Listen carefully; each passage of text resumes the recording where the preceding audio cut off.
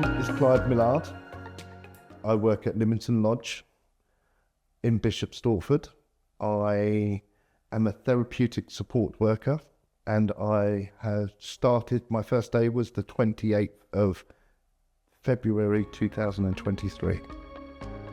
So what I did before WhiteTrees are several jobs, which I've not been settled entirely with, but obviously as I got older, I've become more mature. So one of those was residential support working and domiciliary care for people with learning disabilities living in the community. That job then naturally developed into drug and alcohol resettlement work, where it targeted individuals who were homeless and very stuck in life, where they were just stuck in the system.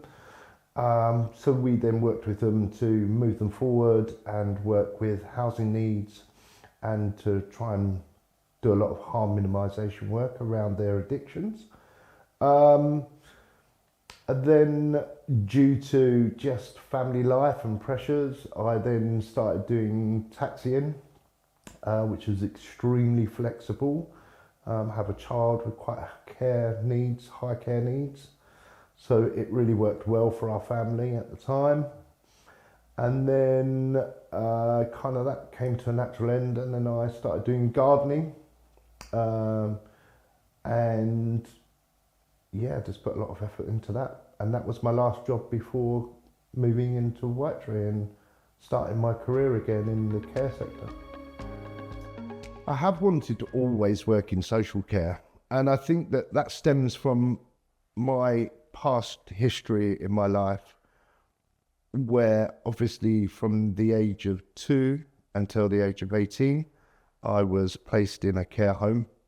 And obviously there were different times, but people are people, and you know, I think that you come across some people that are very genuine and some people that perhaps are not so genuine. And I did some work experience when I was young, and I really couldn't, to be fair, I couldn't really achieve a lot. My self-esteem was very low. Obviously with my dyslexia and my educational blockages, I think I struggled through schooling. And because of obviously the years and the time, I was placed in a boarding school because they saw me as having behavioural issues rather than a learning disability. And I think that's just lack of education and knowledge at that time. You know, we're talking sort of 80s.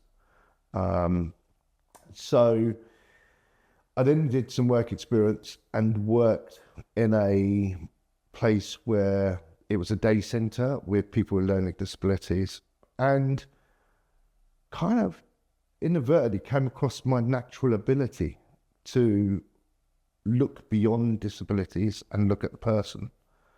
And naturally didn't take any effort. I didn't have to pretend. I didn't have to be someone that I didn't want to be. I could be the person, which, you know, obviously I just, yeah, for me, that was just naturally a natural development. And kind of, for me, that then gave me a drive, because it's not something, I come away from this cliche of giving something back.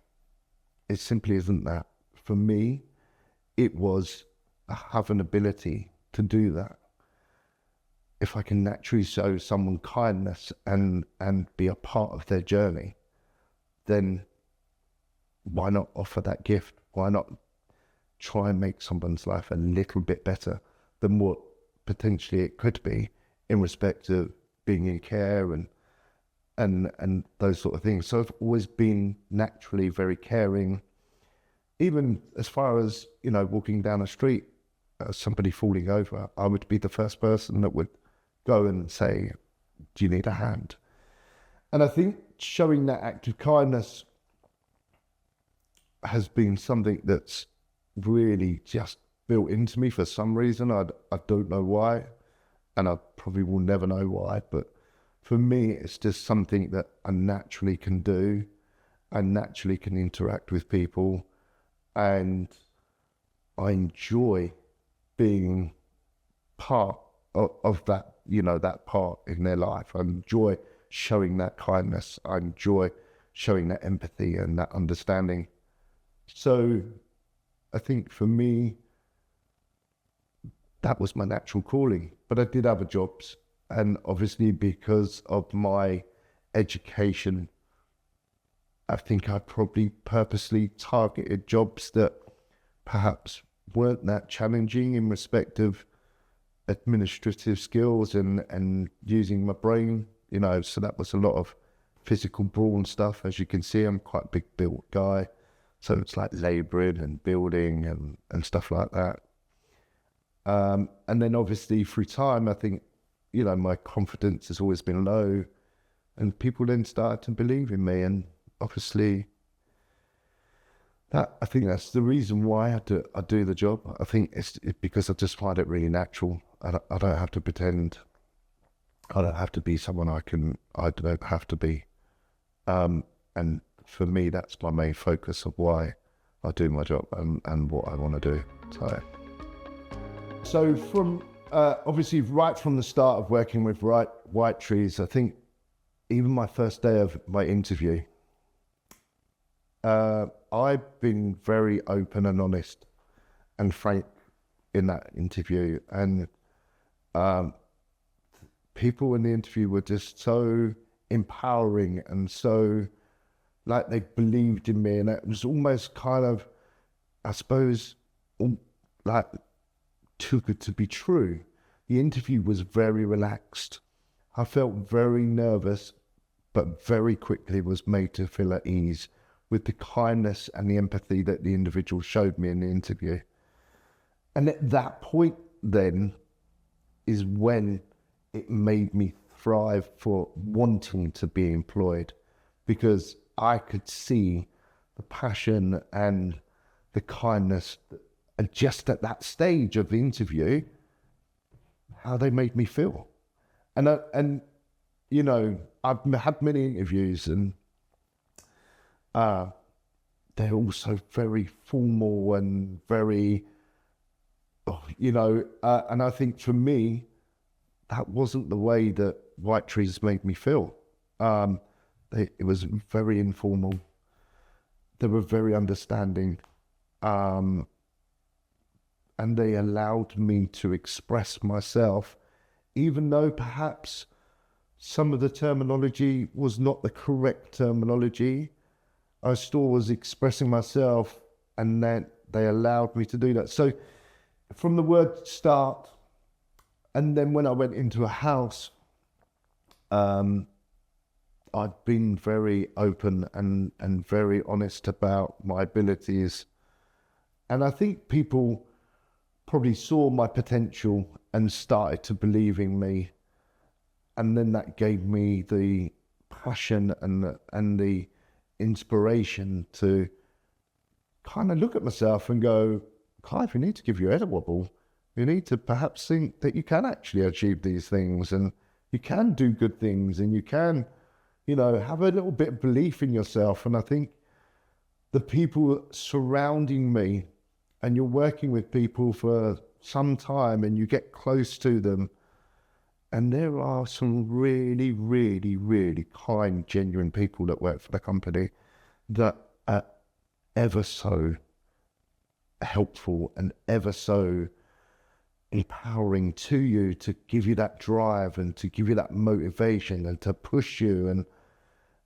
But it's also important, I think, as an individual to kind of say,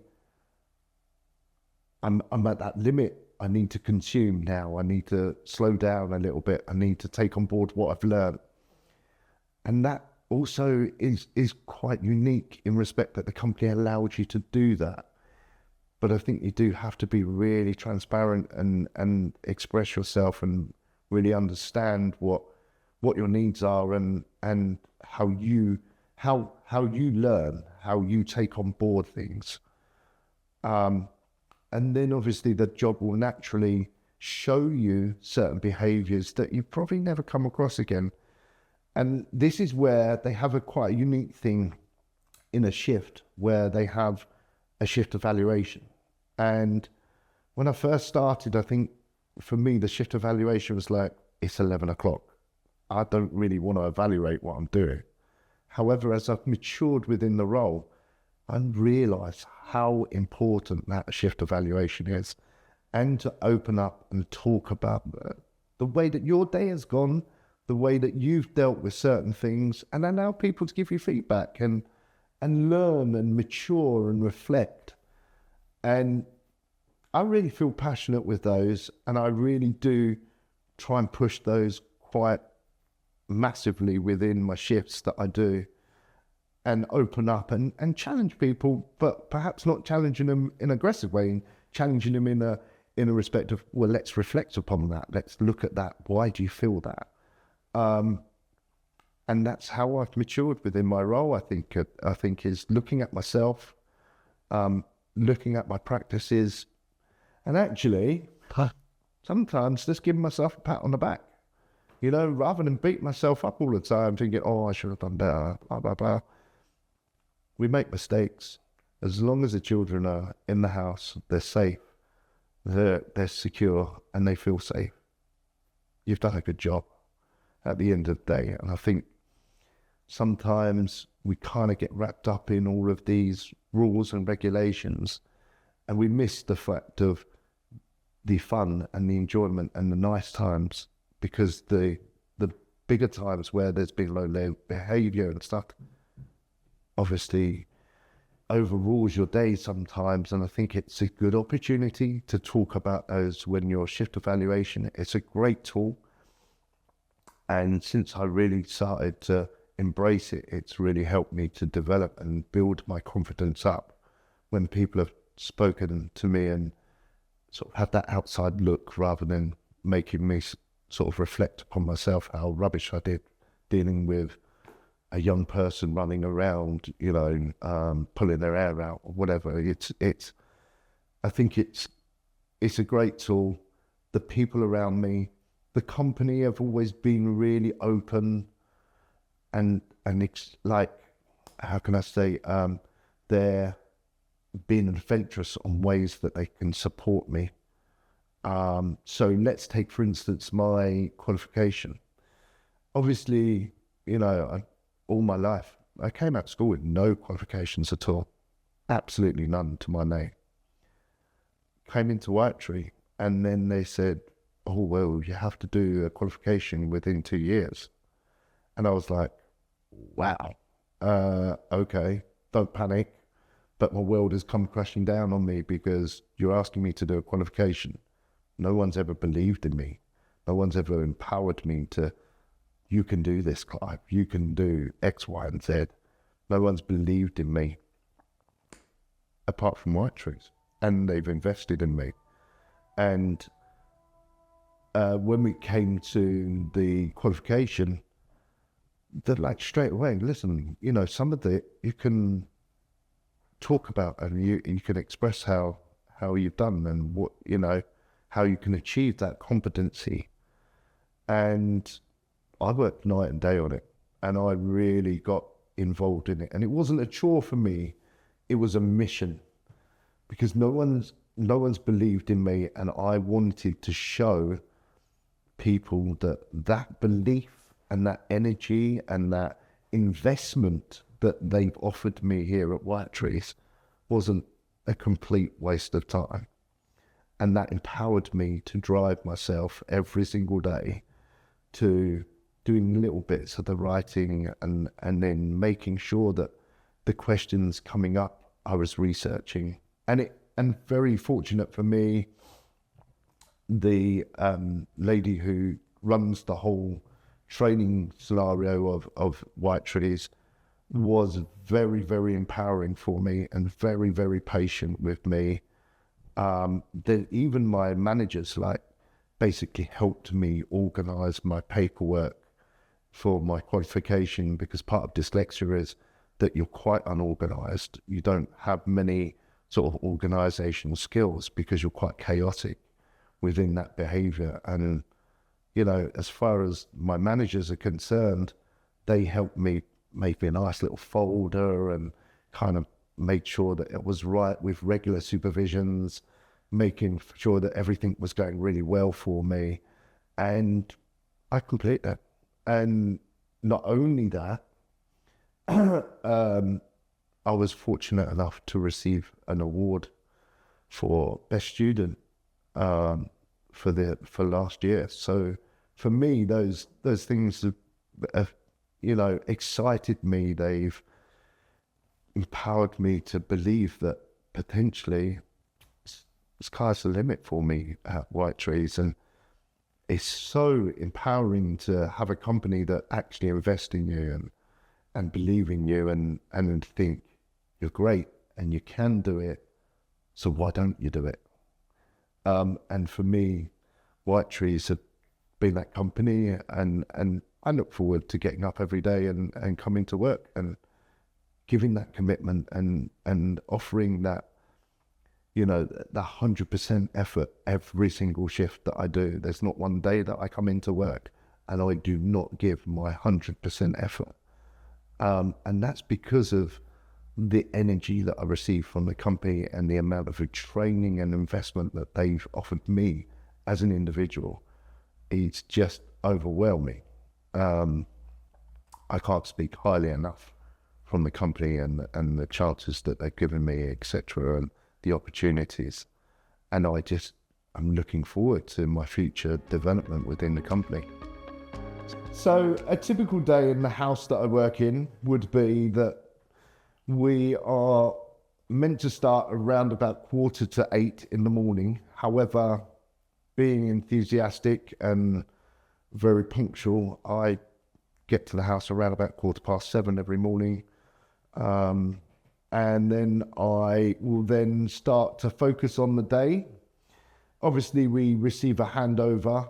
And that handover will tell us previous 24 hours prior, whether there was any incidences, how the young people have been, are there any up and coming appointments? And then there are some administrative tasks that we have to do, which would be checking that the medication is all correct and checking that all the keys are in the property that you need. Also that your petty cash is 100% correct. You'll have your handover and then you'll sit down, and the way that we work it is the team that I work in will be that basically you'll then start writing up your handover to give to the next shift. And that will include a behaviour management plan, which will teach you, as you progress, you'll start to understand how that works. And also directing people on what's going to happen, what person will do what piece of work. Are there any pieces of work that they need to bring into the day so you can factor in? And then you'll start working things out like that. Then we have house cleaning, where we will then go around the house and make sure that the house is clean and tidy, and do the daily chores. So we kind of have like a tick list that we run through. Then if there's any things that the managers want you to do or the seniors want you to do, then they'll bring up a list and say, you need to do X, Y, and Z. So again, the person that's running the shift will have to factor that within the shift.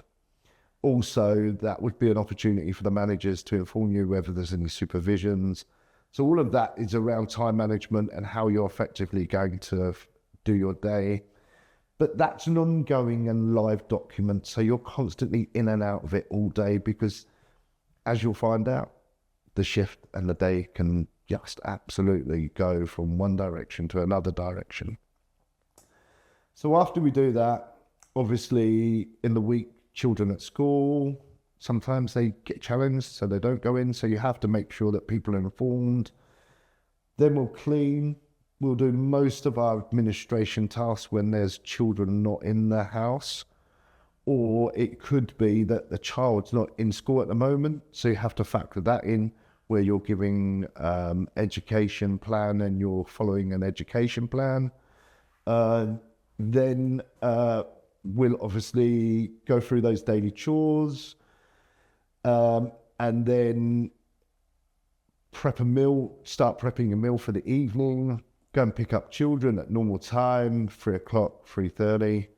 Then if there are any activities that are planned within their day, obviously you factored that in. But that could mean that one of the young people want to go out to the cinema, or they want to go swimming or whatever. So you have to factor that in, and it's good to nominate someone so that they can prepare themselves and make sure all of the relevant stuff's in place for you to do that activity. And then you start to kind of relax and start to sort of wind down the day. And again, that's finishing off paperwork. Obviously, throughout the day, you have to keep up and coming running logs. And then in the evening, that's an opportunity when people are starting to relax and stuff. It can be a great opportunity to start doing key works that you might have focus. As a key worker, obviously I have fixed agendas that we need to work by. So sometimes it's a great opportunity to take that time to actually start doing some of that piece of work that you need to achieve. And then we have like a settling period of time where we're just relaxing in the home, kind of doing things that everybody would do, watching telly, playing board games, just chatting and laughing with the young people, or in some cases, sometimes not, and then we have a settling routine, and then obviously young children then go to their rooms, they start to settle and wind down for the evening, and then that's your opportunity to then have a shift valuation and to wrap up the day with pieces of work that you have to complete to finish off your day and make sure. Then for me, running the shift, then I have to complete my handover to pass on to the next team to then say how they've been, the children have been, or things that are up and coming, so that I can hand over the next morning. So that's how my day's been, really. So after a shift, I know that I've done a good job. If all the children are in their rooms, they're safe, they're secure, and a Brucey bonus, if they're happy, that's even better. How I know further when I look at myself and whether I've done a good job is whether I have that opportunity to use the shift evaluation to reflect on my own practice. And that's the opportunity to also look at, if someone's showing low-level behaviour at the time, to try and pick out the positives where, let's say you've asked someone to do something, but they do explode and they do react, but very quickly they then start to calm down. That's a positive moment, because in some behaviours that kid could have potentially just continued with that behaviour.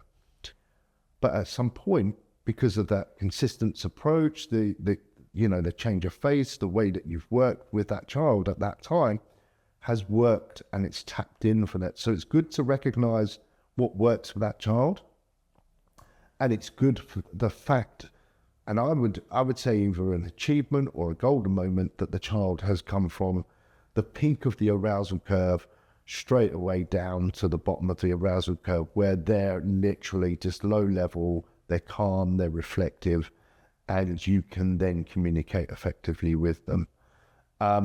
So I would say for myself that if I can look at the positives as well, and I think it's quite easy to sometimes look at the negative behavior because it's been taxing. It is hard, it is difficult. Sometimes you do, I think you have to be really thick-skinned with a job, because sometimes the kids will target you, and they will be really, really, really personal to you. But you've got to remember that obviously they're just children, and they have lots and lots of trauma that they deal with. And the way that you should look at it, and the way that I've started to look at it, would be perhaps I'm an adult and they're trusting me to display that behavior. and build on that, And I think for me, just gaining that trust, even if it's Clive, I hate you, it's a feeling that perhaps they've never expressed before because they don't feel comfortable that they could express it. Well, they felt comfortable in expressing it with me. So for me, those little wins, absolutely. But also reflecting on the things that perhaps could have gone better. So some of my ambitions would be within the company, because of the amount of energy that the company have given me has made me, I've never been like ambitious before, and it's a really new feeling for me, but it's also really buzzing. And I think now I'm achieving so many things. I think my end goal is I'd probably just want to make that category of senior within my role and be that person then starts to teach other people how to be a good practitioner, and develop them as individuals. Management's not for everybody. I don't realistically think that I would make management grade. But I do think now that the senior level for myself would be more realistic as a target. And I think like now it's weird because since I've been here, it's almost like I've got a brain and like I'm now learning and people are teaching me stuff and I'm taking it on board and I'm achieving and it's kind of like a really new concept for me because I've just been known for my brawn in my life, not my brain. I've got an opinion, but at the end of the day, people listen to you here with your opinions. They don't listen to you anywhere else. And that, in my previous experience in my life, people have never listened to me, but they do here, and it's really, really a weird concept. But for me, my enthusiasm, the sky's the limit, right? At the end of the day, I'm even contemplating now of actually looking at perhaps taking out additional educational qualifications now, which 20 years ago, definitely not.